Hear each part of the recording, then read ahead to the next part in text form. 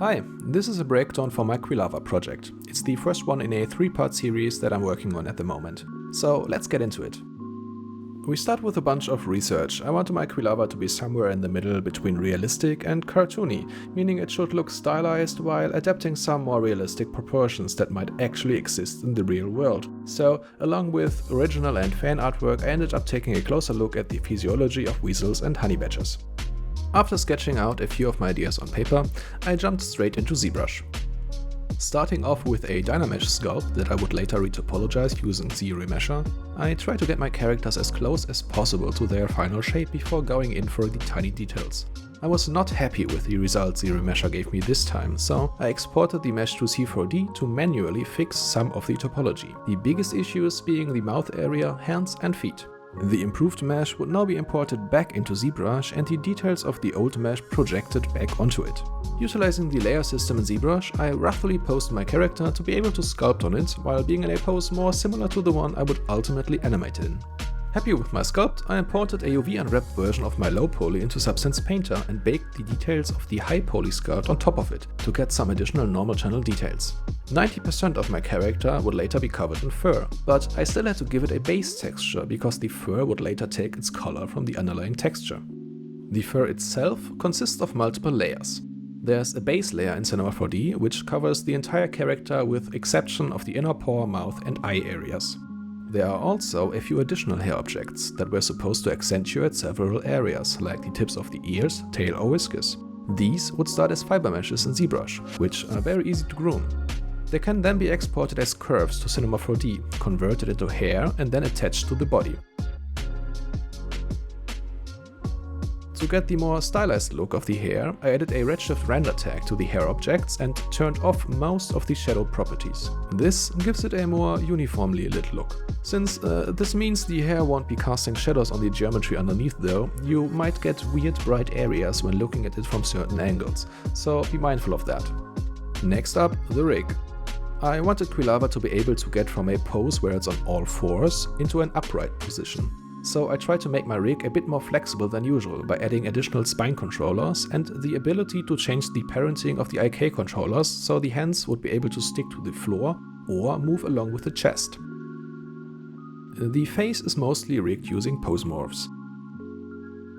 The eyelid movement is connected to the eye controller by using an Expresso setup that would translate the controller's position into a percentage that can drive the morph sliders. I had to make sure that number never goes over 100, which would deform it past its intended closed state. This can be achieved by clamping the value using range mapper nodes. Before jumping into animation, I then stored some key poses in the pose library. This gives you easy access to these poses during animation later. You can store poses for the entire character, or just certain limbs. Next, I created a quick rough cut using some scribbles to time out my animation. This would then be used as reference when I animated the key poses of the character. I used step keyframes during this early stage to get a feeling for the timing. The animation would then be fine-tuned further by adding the interpolation back in, offsetting the keyframes to get some overshoot animation, and then adding all the finer details like facial animations, etc. The fire simulation was done in Embergen. I exported a baked-out version of my animation consisting of 3 different objects. In Embergen, you can now set either of them as masks to be recognized as either an emitter or collider.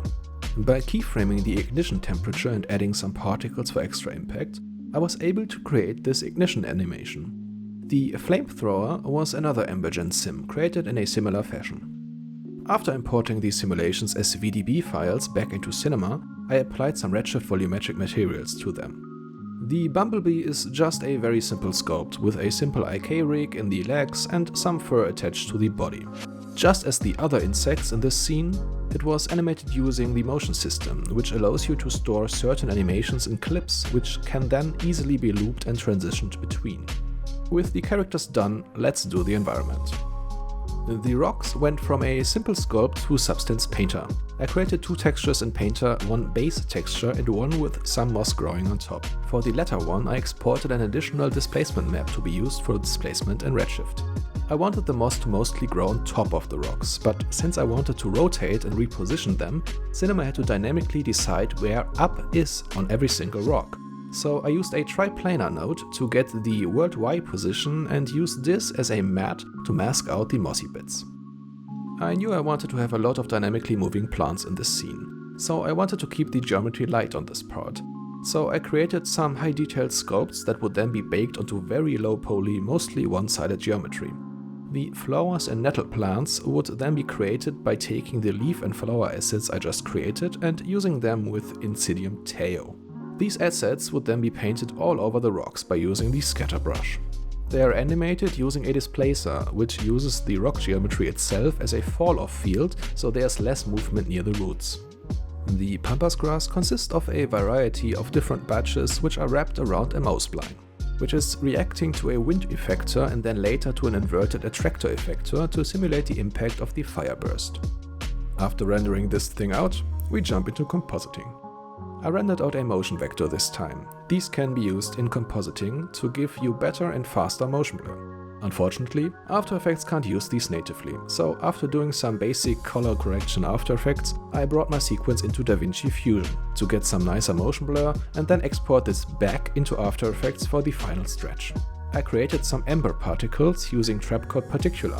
Quick tip: you can export nulls and camera data from C4D by applying external compositing tags to the desired objects and then hit Save Project File all the way down in the render settings. This gave me the exact position to match my emitter in particular to. Lastly, I added some distortion effects for more impact, final color grading, dust particles and stylized wind. And we're done. Thanks for watching.